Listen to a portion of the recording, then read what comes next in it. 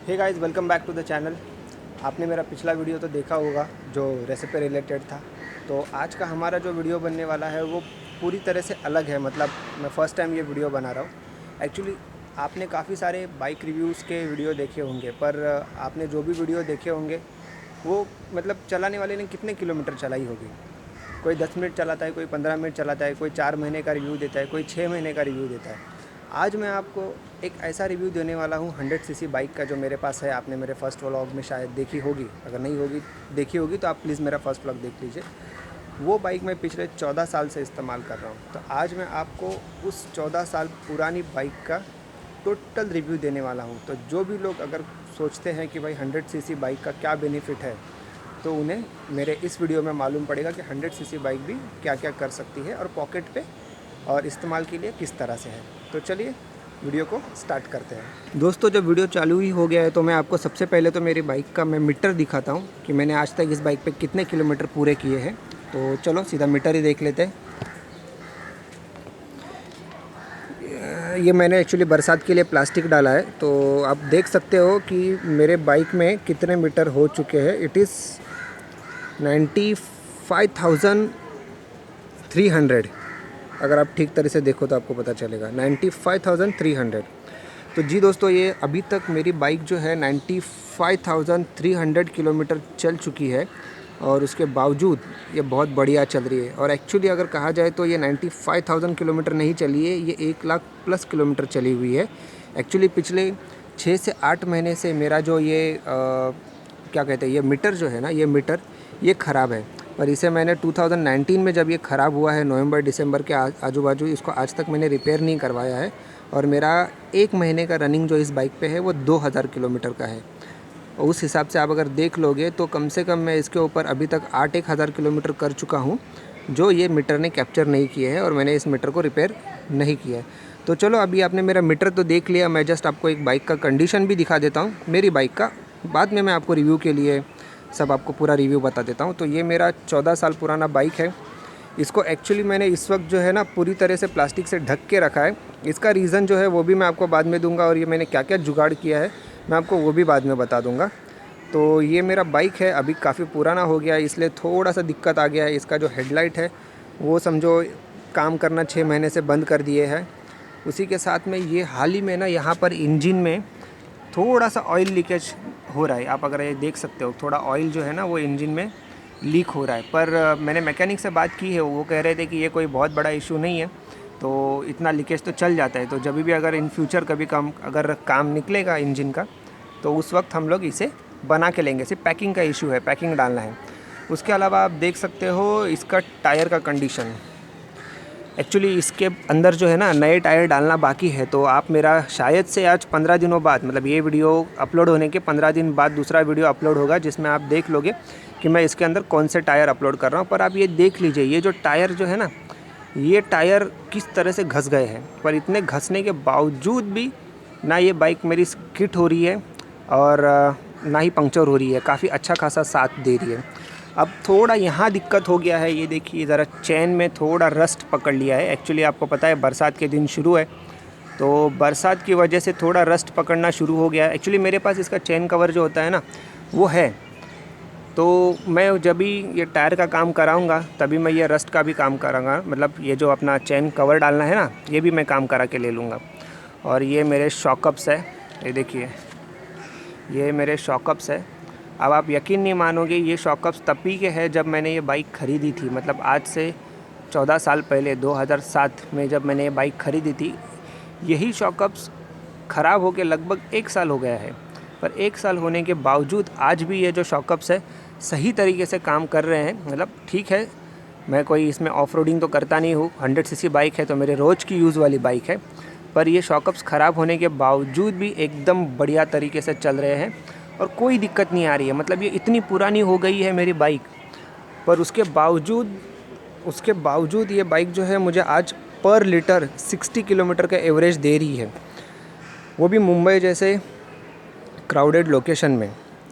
यहाँ पे 10 kilometre distance पार करने के लिए भी कम से कम 40 से 45 मिनट लगते हैं, तभी जाके आदमी 10 किलोमीटर डिस्टेंस क्रॉस कर लेता है। तो इस वाली चीज़ में भी आज मुझे ये बाइक जो है लगभग पर लीटर 60 किलोमीटर का एवरेज दे रही है, जो कि बहुत बहुत बहुत बढ़िया है। तो चलिए, आपने मेरी बाइक तो देख ली। अभी जब भी मैं इसमें रिपेयरिंग कराऊंगा तो मैं आपको इसके रिपेयरिंग का एक दूसरा वीडियो बता दूंगा। तो अभी मैं आपको बता देता हूँ इस बाइक के प्रोज़ एंड कॉन्स। मतलब जो भी लोग, मतलब जिस तरह से आप देख रहे हो फ़िलहाल लॉकडाउन है और आगे जाके हर कोई पब्लिक ट्रांसपोर्ट को अवॉइड करेगा और सोचेगा कि नहीं कि करके खुद की ही बाइक हो और खुद ही का कुछ ट्रांसपोर्ट मोड हो, तो हर कोई कार तो ख़रीद नहीं सकता। पर बाइक इज़ अफोर्डेबल, बाइक हर कोई ख़रीद सकता है। तो मैं आपको इस 100 सीसी के कुछ प्रोज़ एंड कॉन्स बता दूंगा, ताकि आप जब भी आपको बाइक लेनी हो फॉर द सिटी राइड, और एक रिलायबल बाइक जो कि आपके पॉकेट पे इजी पड़े और आपको ज़्यादा मेंटेनेंस ना दे, आपको ज़्यादा खर्चा ना दे, तो ऐसी बाइक के लिए मैं आपको ये रिव्यू दे रहा हूँ। तो आपको आपका जो परचेजिंग डिसीज़न है ना, वो लेने में काफ़ी आसानी होगी। तो लेट्स स्टार्ट। अभी हम जाके कहीं पे बैठते हैं और मैं आपको इसकी एक एक चीज़, राइट फ्रॉम द प्राइसिंग से लेके हर एक चीज़, इसका क्या मेंटेनेंस आता है या क्या क्या इसमें दिक्कतें हैं या क्या इसमें बेनिफिट है, आपको सब बताता हूँ। तो चलिए, हम लोग ये बाइक से निकलते हैं दूर और कहीं बैठ के हम हमारा वीडियो शुरू करते हैं। दोस्तों, तो सबसे पहली बात करते हैं कि सिटी राइड के लिए 100 सीसी ही क्यों। जिस तरह से आप देख रहे हो कि पेट्रोल के प्राइजेस जो है वो ऊपर नीचे होते रहते हैं और मेंटेनेंस का भी बहुत सारा खर्चा आता रहता है। तो 100 सीसी बाइक जो होती है वो पेट्रोल में बहुत एफिशिएंट होती है और उसका जो मेंटेनेंस होता है कंपेयर टू अदर बाइक्स, मतलब 150 सीसी या फिर 200 सीसी जो बाइक्स है, उनसे काफ़ी मेंटेनेंस उसका कम होता है। और अगर आपका जो मतलब जो ट्रैवलिंग है, अगर विद इन सिटी है या फिर अराउंड द सिटी 100-200 किलोमीटर पर ही है, तो मैं तो आपको रिकमेंड करूँगा कि आप 100 सीसी ही बाइक लो, वो भी लोवेस्ट प्राइस वाली, ताकि आपका जो पैसा भी बचे और उसके साथ में आपका जो ज़रूरत है तो प्राइवेट ट्रांसपोर्ट का, वो भी पूरी तरीके से पूरा हो जाए। तो हम शुरू करते हैं सबसे पहले प्राइसिंग से। अगर आप सारी बाइक्स को अगर कंपेयर करो तो 100 सीसी बाइक जो है वो सबसे सस्ती आती है। अगर आप आज की तारीख में अगर नई पेटी पैक भी बाइक ख़रीदने जाते हो 100 सीसी, तो आपको मैक्स टू मैक्स 60,000 के अंदर एक अच्छी खासी मतलब आज की तारीख में अगर देखा जाए तो एक हीरो होंडा स्प्लेंडर है, एचएफ डीलक्स है या फिर बजाज प्लैटिना है। तो यही कुछ गिनी चुनी बाइक्स है जो मार्केट में अवेलेबल है और सबसे बेस्ट भी है। तो ये हो गई हमारी प्राइसिंग की बात। तो अभी इसके आगे जाते हैं हम माइलेज के लिए। 100 सीसी बाइक, जिस तरह से मैंने आपको अभी काफ़ी सारे नाम बताए, उसमें से कुछ बाइक्स है जो up to 80 up to 90 kilometre भी और KMPL क्लेम करती है, पर एक्चुअली ऐसा कुछ नहीं होता।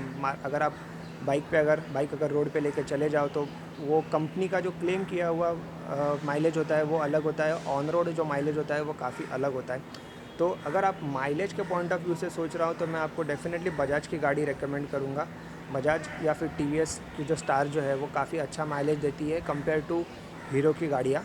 तो आप उस तरह से भी सोच सकते हैं। और इसकी जगह अगर आप 125 या 150 किलोमीटर की बाइक अगर सोचते हो तो वो हार्डली जो होती है 40-45 किलोमीटर पर लीटर का एक्चुअली माइलेज देती है।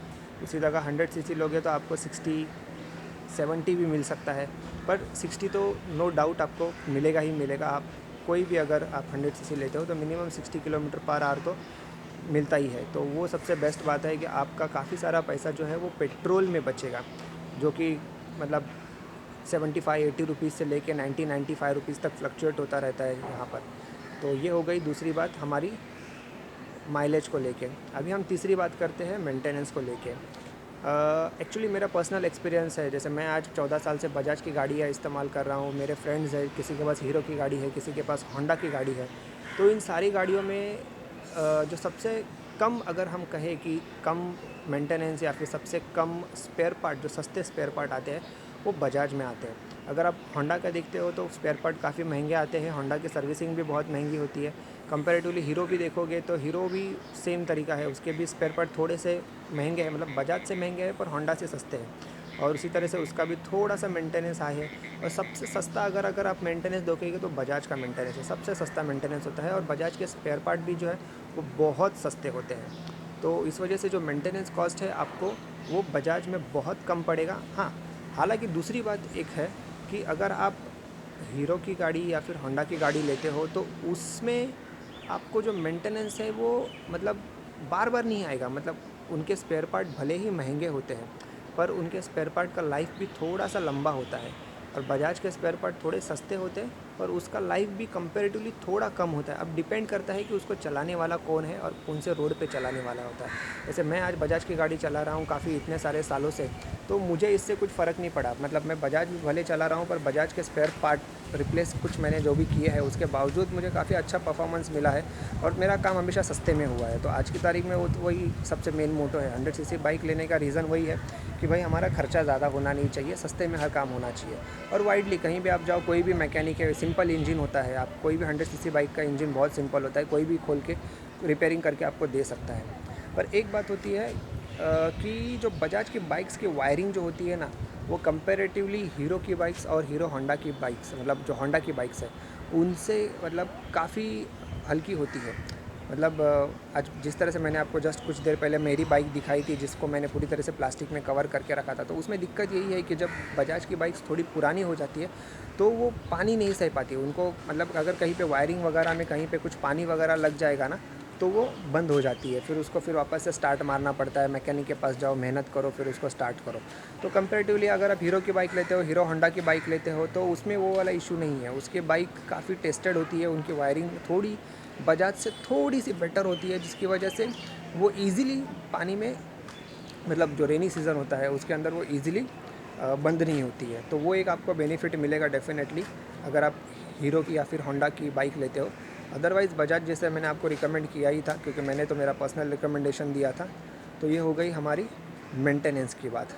अभी बात करते हैं हम चौथी बात करते हैं, जो कि है क्या ये बाइक कंफर्टेबल है सिटी के लिए या फिर सिटी के बाहर हाईवे के लिए। तो एक्चुअली इसका जवाब ये है कि बाइक्स जो है वो हर बाइक कंफर्टेबल होती ही है। एक्चुअली हर राइडर का चॉइस जो होता है वो अलग होता है।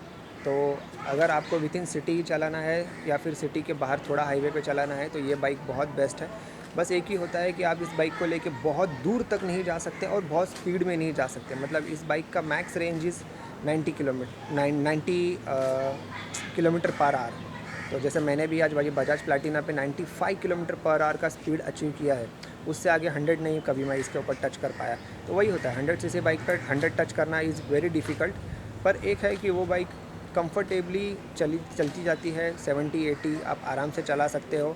और हाईवे पर आप इसको बहुत तेज़ी से नहीं भगा सकते। अगर आप ये कोशिश करोगे कि नहीं मैं 80 या फिर 90 किलोमीटर पर आवर की स्पीड पे हाईवे पे भगाऊंगा, और वो हाईवे पे अगर काफ़ी तेज़ ट्रक्स या फिर लॉरीज़ अगर आपके आजू बाजू से जा रही है तो वहाँ पे चांसेस होता है कि आपका हैंडल का बैलेंस चला जाए या फिर गाड़ी रोड छोड़ दे और बाजू में चला जाए, जिसकी वजह से एक्सीडेंट का चांसेस बहुत होता है।